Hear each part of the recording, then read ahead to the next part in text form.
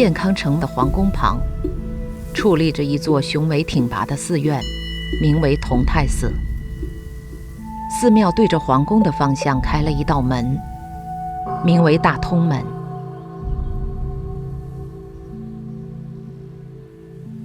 公元527年3月初8，清晨，钟声回荡在皇宫和寺院之间。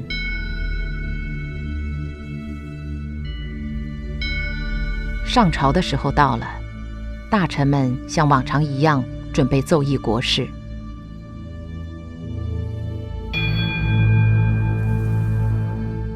64岁的萧衍却突然脱下朝服，换上事先准备好的僧服。在初春的薄雾中，他跨步穿过大通门，走进了同泰寺。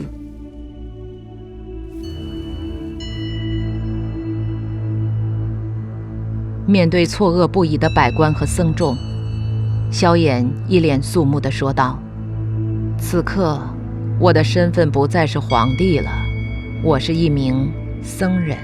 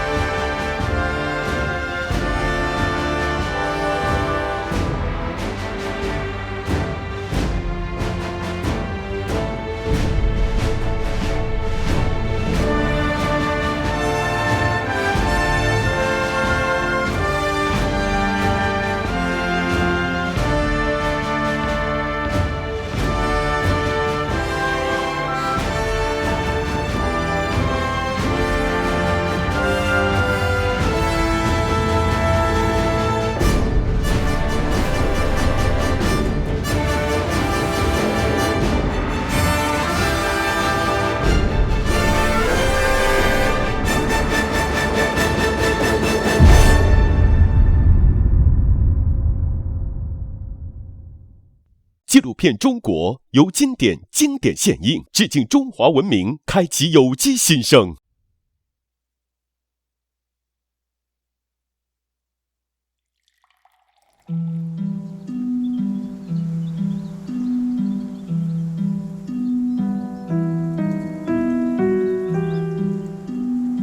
生在帝王家，总要比寻常人经历更多的沉浮沧桑。作为皇室成员，兰陵萧氏贵族公子萧衍本是个博学多才的文化人。他年轻时因为文采出众，与著名才子沈约、谢条等人并称晋陵八友，名重一时。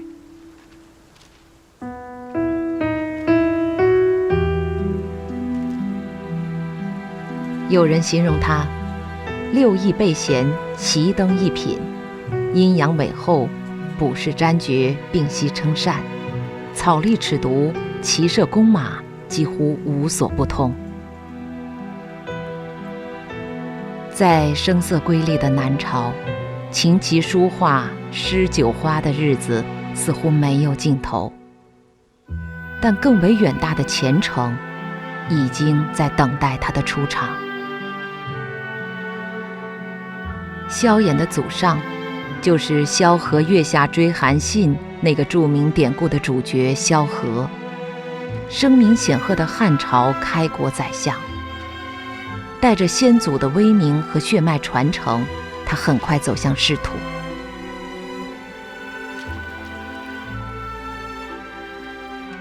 此时萧衍正值而立之年，气宇轩昂，踌躇满志。在朝中，他参与了几次重大的谋划设计，得到夸赞赏识，权位不断高升。不久，北魏皇帝拓跋宏带兵南征，他献上奇策，大破魏军。文武全才的萧衍被视为国家栋梁。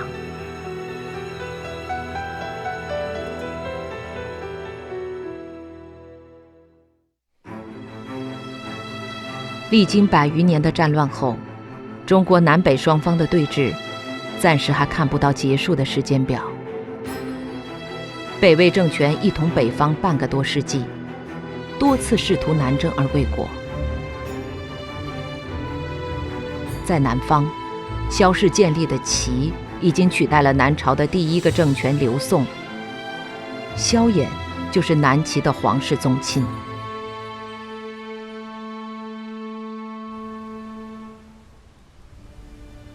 身处变幻莫测的大时代，最不缺少的可能就是创造历史的机会，主动的或者被动的。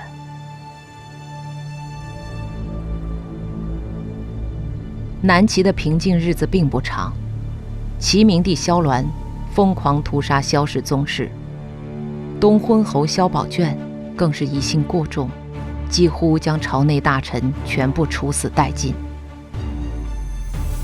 时任雍州刺史的萧衍也出现在猎杀名单之中。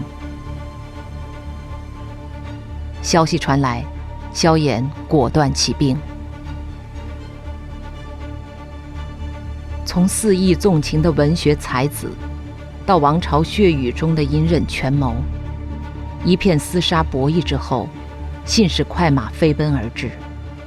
南齐最后一个皇帝的禅让诏书送到萧衍手中。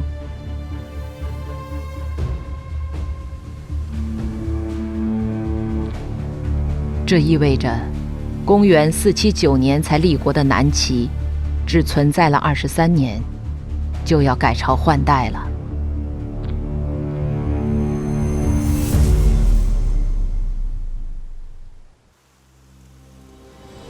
公元502年4月，建康城旌旗浩荡，鼓角悠扬。萧衍成功登上帝位，创立梁朝，史称南梁。成为皇帝的那一刻，他的内心依然还是紧张的。亲眼目睹前朝亡国的这位新帝，格外懂得权力的翻云覆雨和转瞬即逝。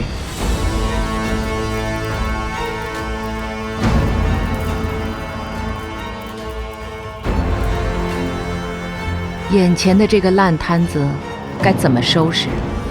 怎样才能让王朝避免短命的结局？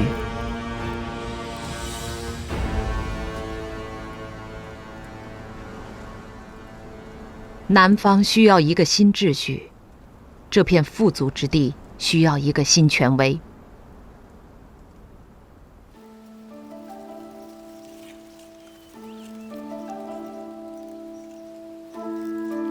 萧衍吸取南齐灭亡的教训，亲御政务。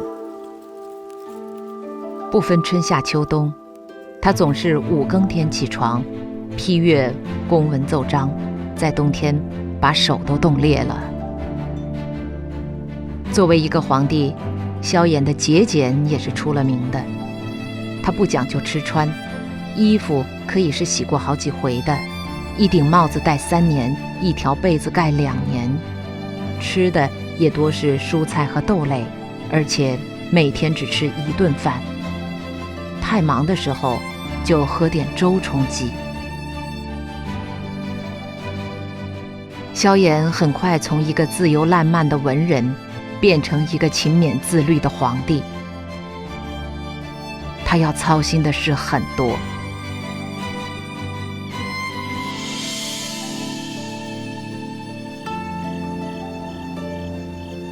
为了广泛纳谏，他下令在宫廷门前设立2个盒子，当时叫做函，一个是蚌木函，一个是废石函。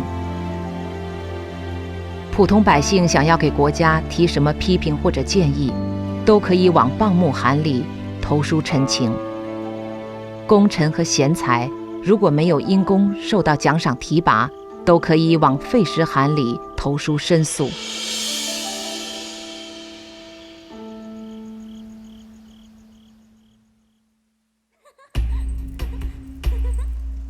萧衍登基后，国家运行势头向好，但有一件大事让他心中郁结，却一时找不到办法。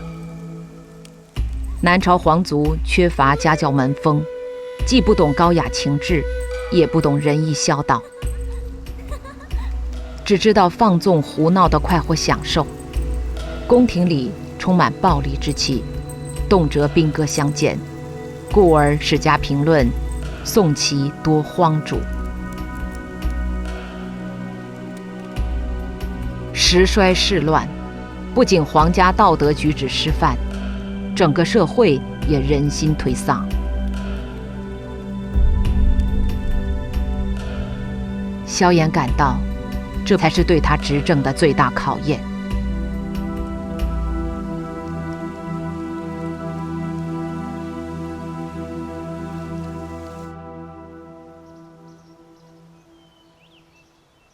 萧衍内心是焦虑的，什么样的思想才能拨开层层迷雾，如阳光一般照进人们心中？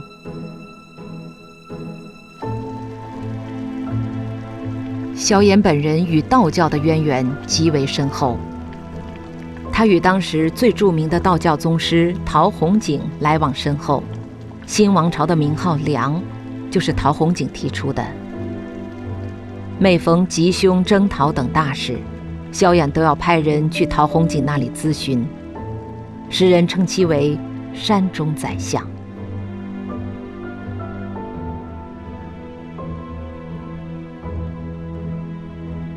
但萧衍认为，道教并不适合作为一个国家的意识形态，它更像是一种自我的修炼。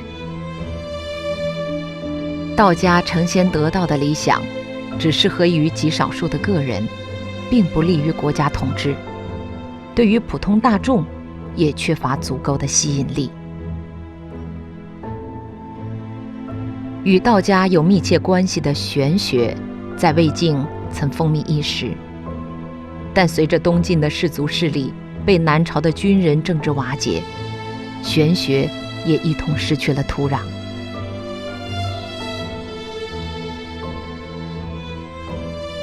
萧衍的另一个选择就是儒家。他出身世家，饱读诗书，自立国以来一直在推行儒家伦理。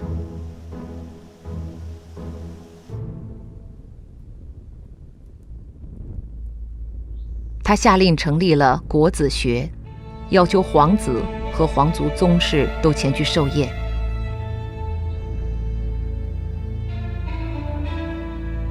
他还御驾亲临，举行祭拜孔子的仪式，亲自讲授儒家经典，并将自己编撰的《孔子正言》《五经讲书》等著作作为国子学的辅导教材。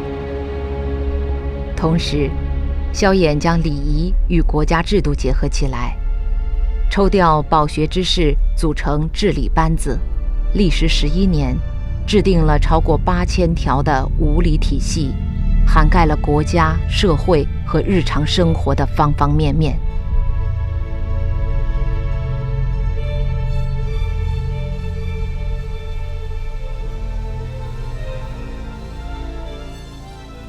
汉代通过独尊儒术，政通人和，光芒万丈。萧衍希望这也能为自己的王朝注入精神力量。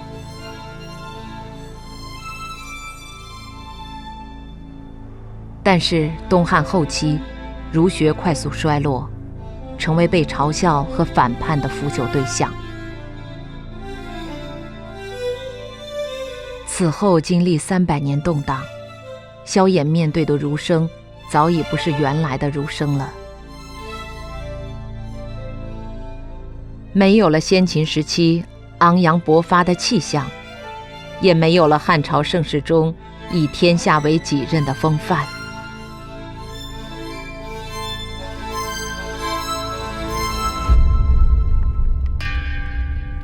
在萧衍看来，这样的儒家也难以支撑一个国家的精神世界。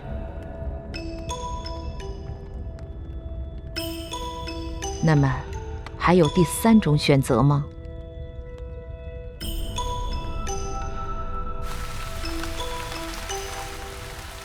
佛教。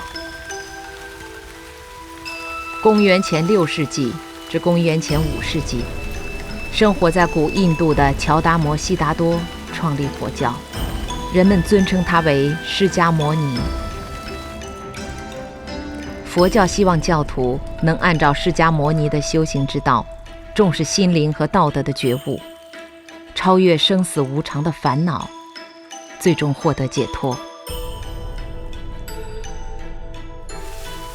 后世研究表明，最晚不晚于东汉初年，佛教从不同的路径传入中国，这是中国历史乃至世界历史上的一桩大事。当中原王朝一统天下的帝国时代黯然结束后，陷入迷茫与恐惧的人们迫切需要精神安慰。随着佛经翻译日益发达，中国本土高僧积极讲传，魏晋以后，佛教开始大规模传播。到了南北朝时期，由于社会普遍空虚，佛教广为流行，既成为上层社会的寄托，也成为普通大众的慰藉。萧衍自幼信佛，曾倾注大量精力研究佛学，他的小名炼儿就取自佛经。灵光乍现，他决定全面采用来自遥远异邦的思想，解决中国的问题和困局。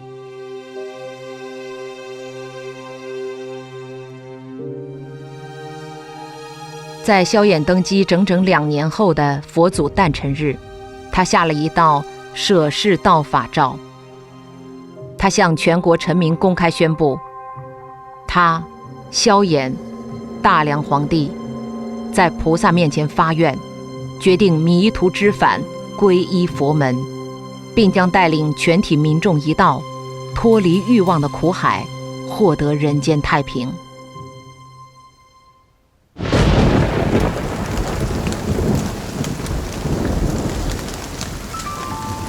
萧衍正式宣布将佛教定为国教。他希望用佛教的悲悯来荡涤整个南朝弥漫的戾气。舍世道法诏，萧衍签署的这份诏书意味着国家意志。信奉佛教将不再是一种个人选择。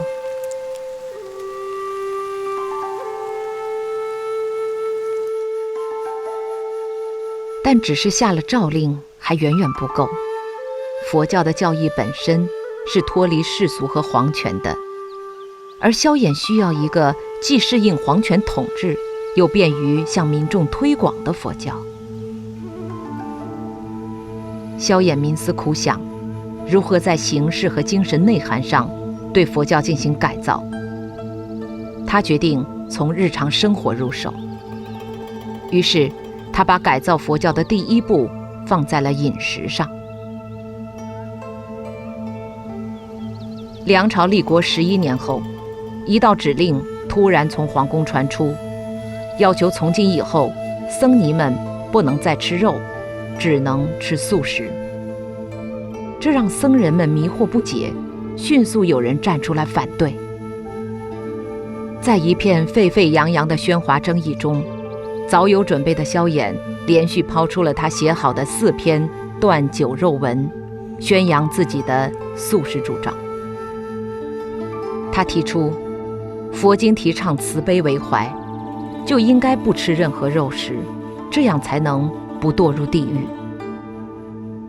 而僧众却认为，戒律中无有断酒肉法及忏悔食肉法，因此大家不愿执行禁断酒肉的诏令。萧衍熟谙佛经，他立即引用《大般涅盘经》中不得食一切肉的经文进行反驳，但萧衍的理论并未让僧侣们信服，认为他将佛教的教义变成了戒律。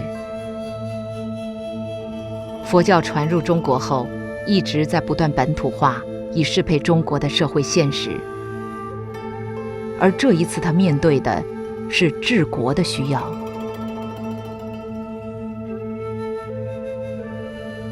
激烈辩论后，仍然没有结论。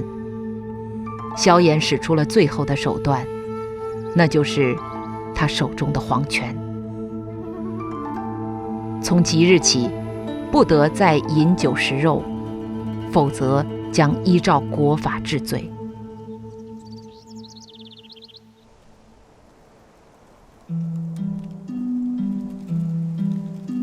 从此，佛教史上出现了一个特殊的现象：汉传佛教徒不吃肉，只吃素，祭祀活动也改为素祭。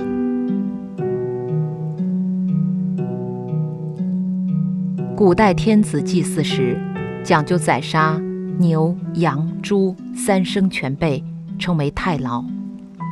这在《诗经》《礼记》等典籍中都有记载。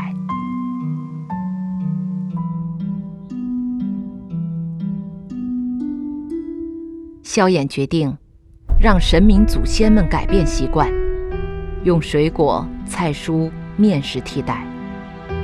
不可挑战的皇权继续成为萧衍强力推行佛教改革的利器。甚至在平日里，萧衍还命太医不得以虫、畜入药，织锦不许加入鸟兽之形，以防破碎后引起内心的伤感。这种慈悲观不仅是对印度佛教教义的重大发展，而且与儒家的仁德观念结合，极具中国特色。与中国传统文化的切实融合，使佛教这一外来文化在中国逐渐浸润人心。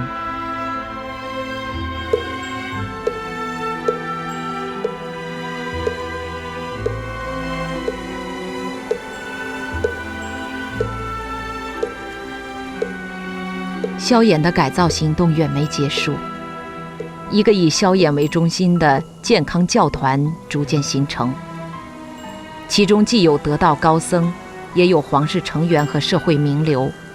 讨论的话题涉及佛教义理和管理，还有国家的重大决策，相当于是以佛教为基础的政治顾问。公元519年，经过7年时间反复讨论，出药律仪、在家受菩萨戒等戒律陆续推出。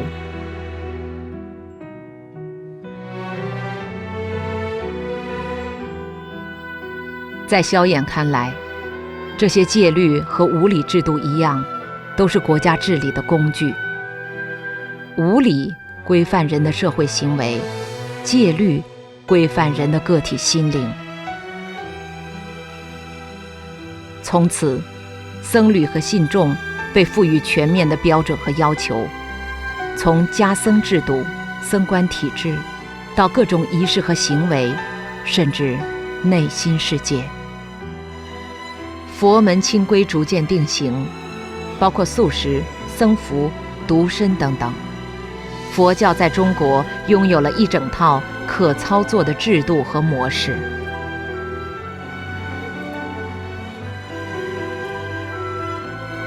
原本，印度佛教独立于世俗世界之外，无需敬畏家人和政治。经过萧衍的调整后，仁义孝道和忠君爱国成为中国佛教的特点。佛教徒同样尊敬父母，中国还渐渐出现了护国寺这样的寺院，宣传爱国主张。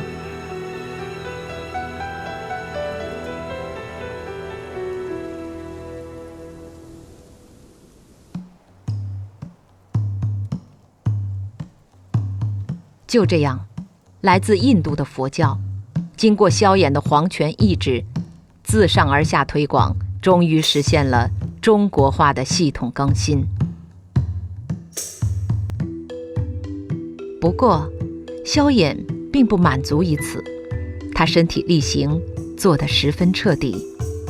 他正式受菩萨戒，取法名冠达，带头遵守佛教一切戒律。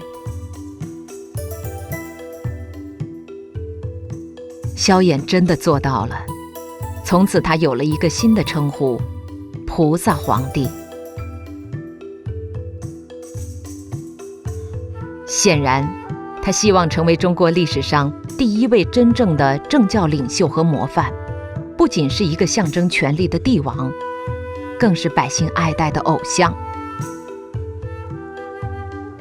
由于萧衍的大力推动，崇佛信佛之风在整个南朝弥散开来，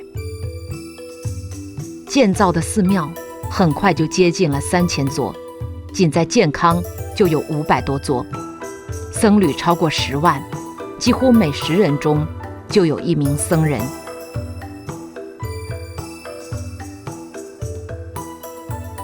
多年以后，唐代诗人杜牧这样写道：千里莺啼绿映红，水村山郭酒旗风。南朝484，多少楼台烟雨中。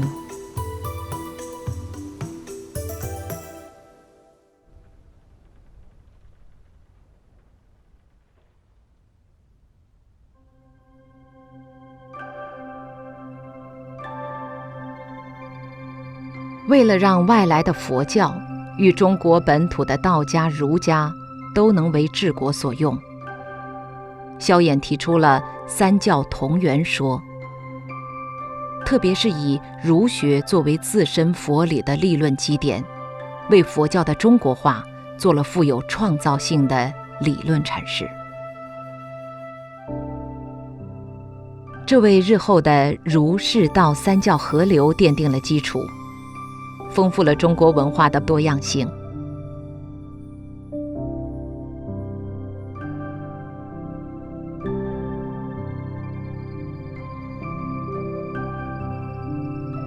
萧衍的重视和投入，使得南梁的文化发展到了整个南北朝时期的巅峰。他年轻时的文友沈约创立的四声八并说，如同给优美的汉语谱曲，为唐诗的绚烂绽放开辟了道路。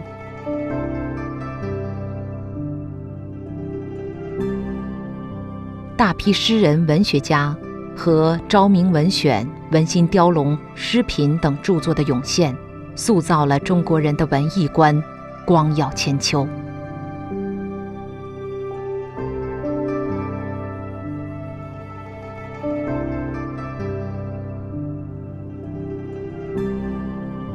萧衍执政最繁荣的时候，南梁总人口达到2100万，建康城就有140万。秦淮河边市场云集，整个长江下游的商业活动风生水起，一片兴盛。建康城和同一时期的罗马城被后人并称世界古典文明两大中心。南史写道，自江左以来，年逾200，文物之盛，独美于兹。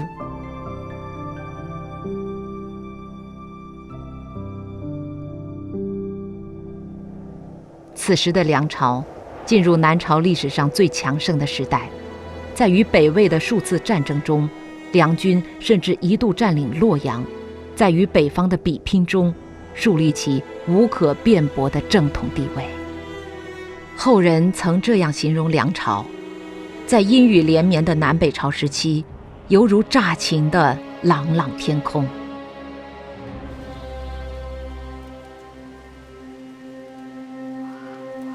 然而，乍晴的朗朗天空下，总有隐秘的角落在酝酿下一个危机。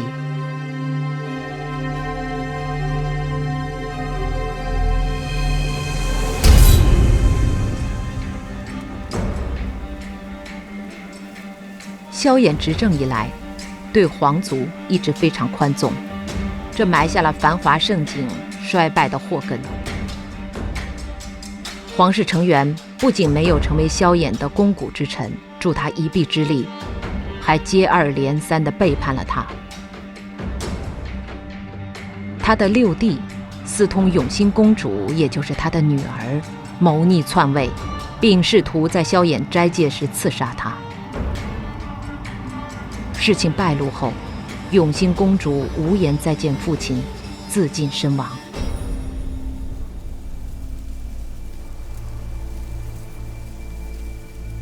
萧衍却依然不忍心责罚自己的六弟。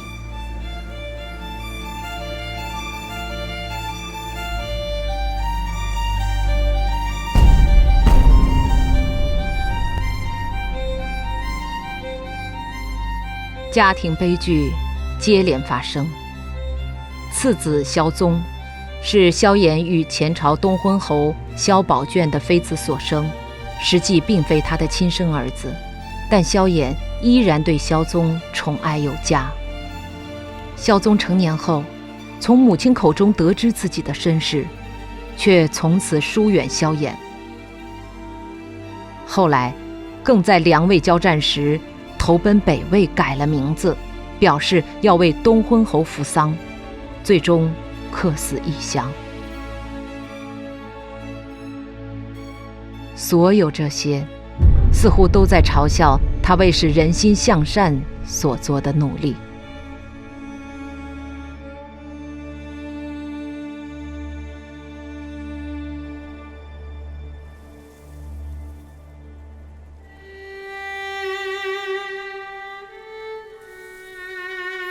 萧衍最终原谅了弟弟和儿子，但他的内心依然万分虚空。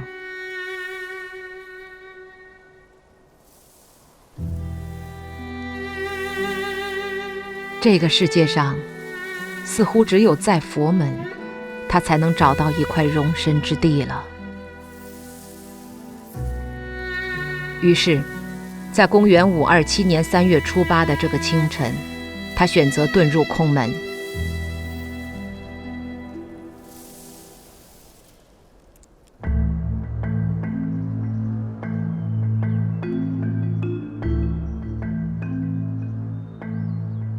接下来的4天时间里，萧衍住在一间普通的僧人房间，睡在硬板小床上，用土碗吃饭。每到晨钟暮鼓，他都虔诚地做功课、念经文，甚至还和寺庙僧人一道打扫佛殿。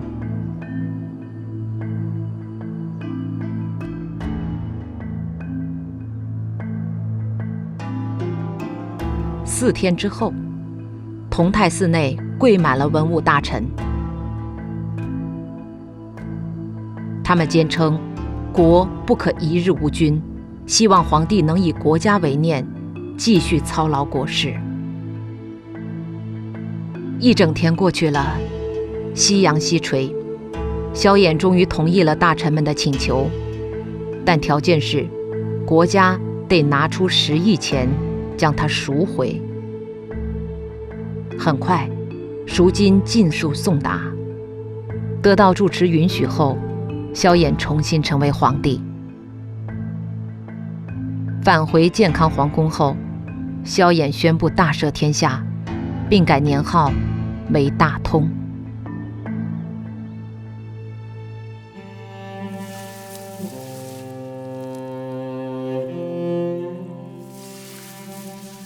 后来，这样的场景又出现了3次，分别是公元529年、546年和547年。萧衍出家的时间也越来越长，最后一次出家时长达37天。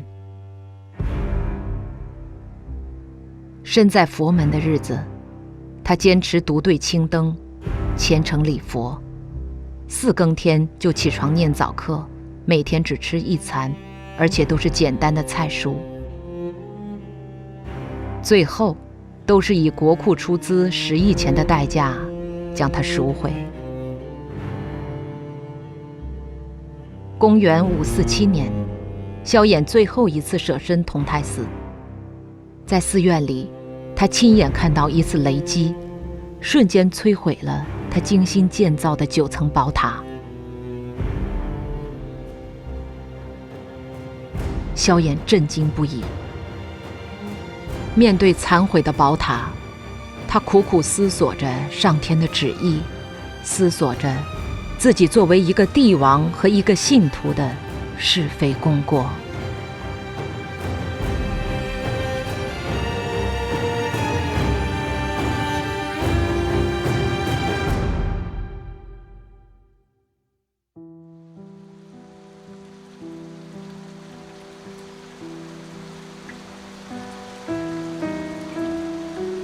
传说，萧衍曾见过印度高僧菩提达摩。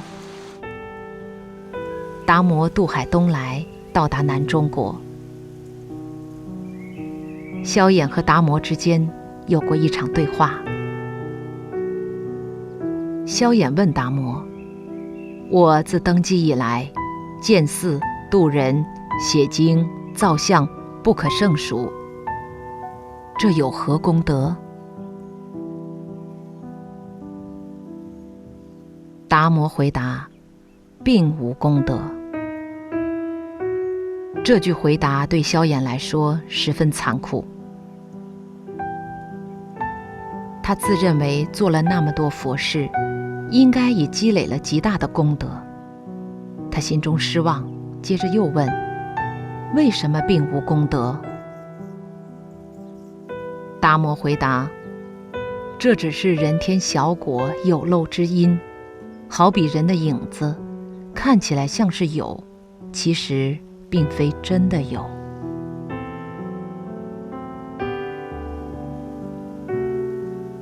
萧衍再问：“那究竟如何才是真功德？”达摩回答：“清净智慧，圆融无碍，本体空寂，无法可寻。功德绝不是世间的有为之法所能求到的。”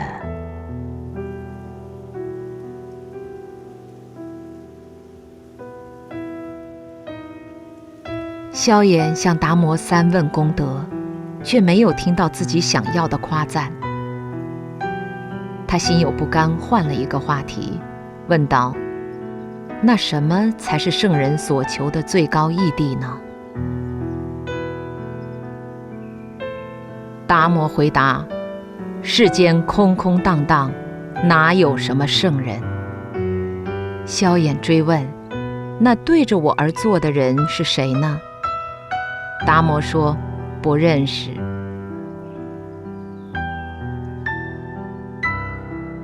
两人话不投机，达摩起身离去。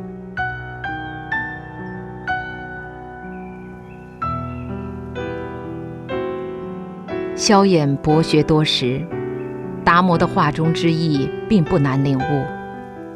刻意而为，并无功德，无功利心，才有功德。醒悟过来的萧衍想去追回达摩。达摩此时已走到长江边。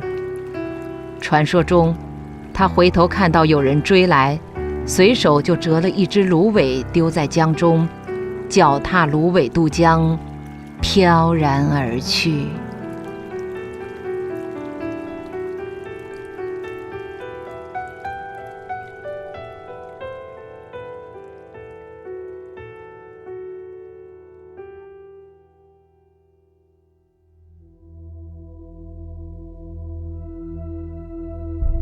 萧衍过于痴迷佛教，正在导致他未曾料到的后果。他本想用佛教来凝聚国家和人心，结果却越来越背离他的初衷。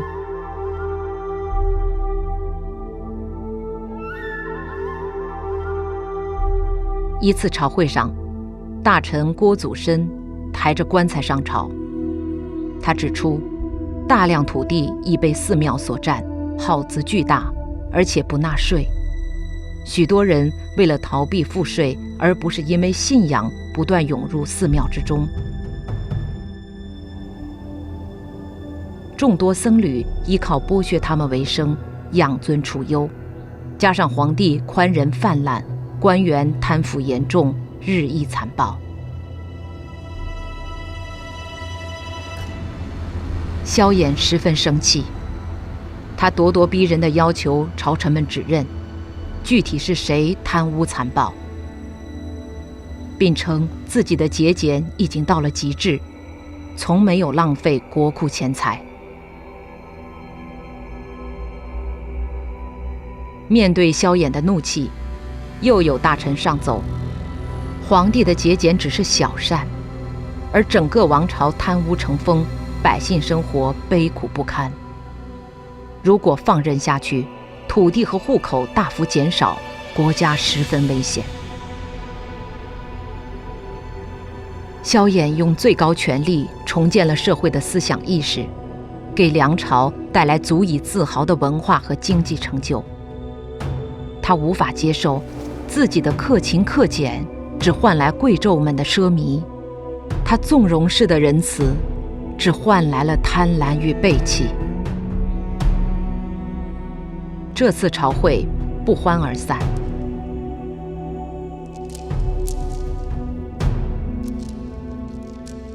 之后，萧衍听到的批评声越来越少。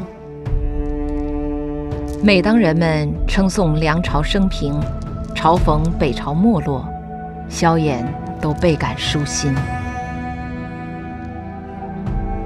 但是，国家的灾难却没有和批评声一起消失。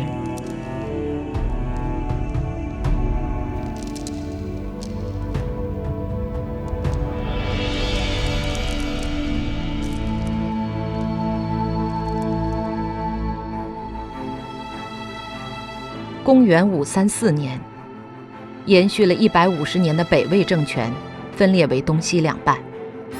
北方的混乱中，东魏将领侯景迫不得已向南梁投诚。萧衍不顾大臣们的反对，收留了侯景。之后又迫于战争压力，答应把侯景交还给东魏。侯景知道，一旦返回东魏，自己将死无葬身之地。他决定铤而走险，带着残存的兵马转身向建康发起攻击。公元549年的初夏，侯景攻破台城。台城就是建康皇宫。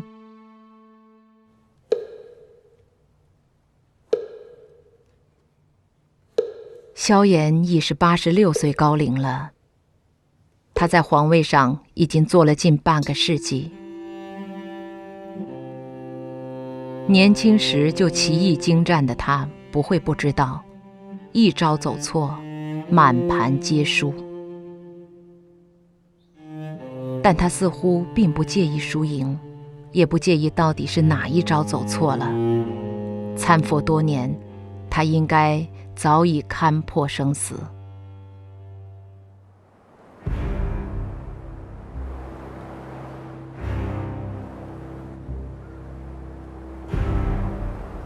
有史书记录了一段传闻：进入台城后，侯景与萧衍有过一番奇异的对话。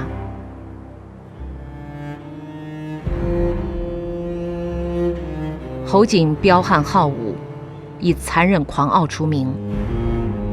他从北方一路血战南下，现在他离皇位只有一步之遥，伸手可取。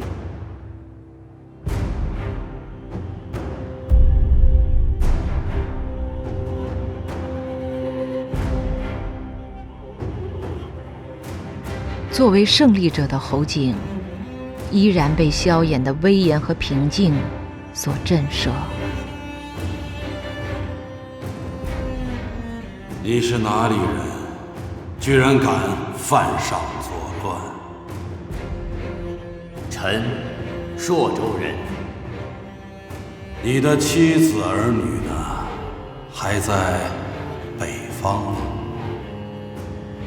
臣妻子儿女都被东魏所杀，只有一人投奔陛下。你过江时有多少人1000人。攻城时呢10万。现在呢率土之滨，皆为臣所有。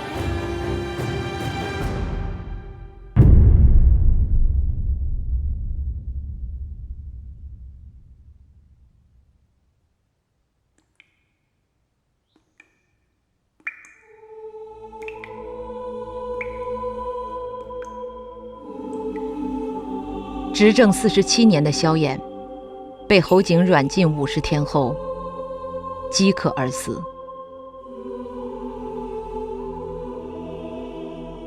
临死前，他希望能喝一口蜂蜜水，但没能如愿。萧衍淡淡地发出一声感叹：自我得之，自我失之。这是他一生最后的了悟，得失无常，兴衰有时。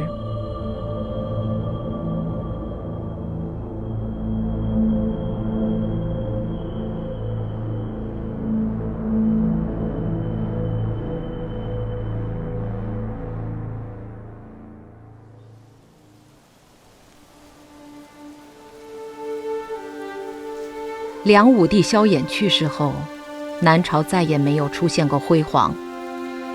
南梁之后，佛教失去了主宰国家意识形态的可能性，但由萧衍改造的佛教戒律一直延续至今。据传，菩提达摩一苇渡江后，一路西行到了嵩山，他在此打坐修行，终日默然，面壁9年，开创了佛教的独特一支，直指人心、见性成佛的禅宗。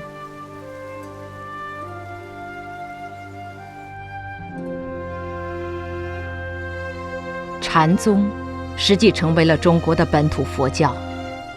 后世的唐诗、宋词、元曲、山水画，处处可见禅宗的影子。它不仅影响了中国，也影响了整个东亚地区。佛教进入中国，带来了一种新的思维，而经过不断改造的佛教，成为了中国文化的一部分。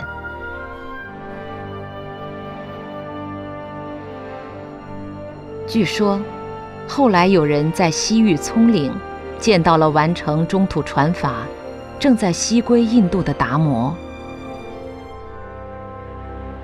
与包容的中国文化相结合后，外来文化的传入才能落地生根，并焕发出新的光彩。佛法西来，完整地诠释了这个历程。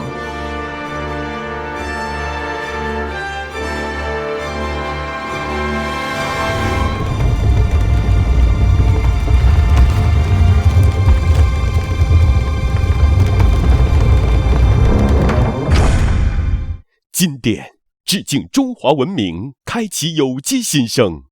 提醒您下期看点：北方苍穹下，即将影响中国未来格局的新力量正在酝酿勃发，连接起周礼的制度思想源流，深刻融汇多民族的血脉和文化，纵横100余年的关陇集团，为中国历史的再次辉煌做好了准备。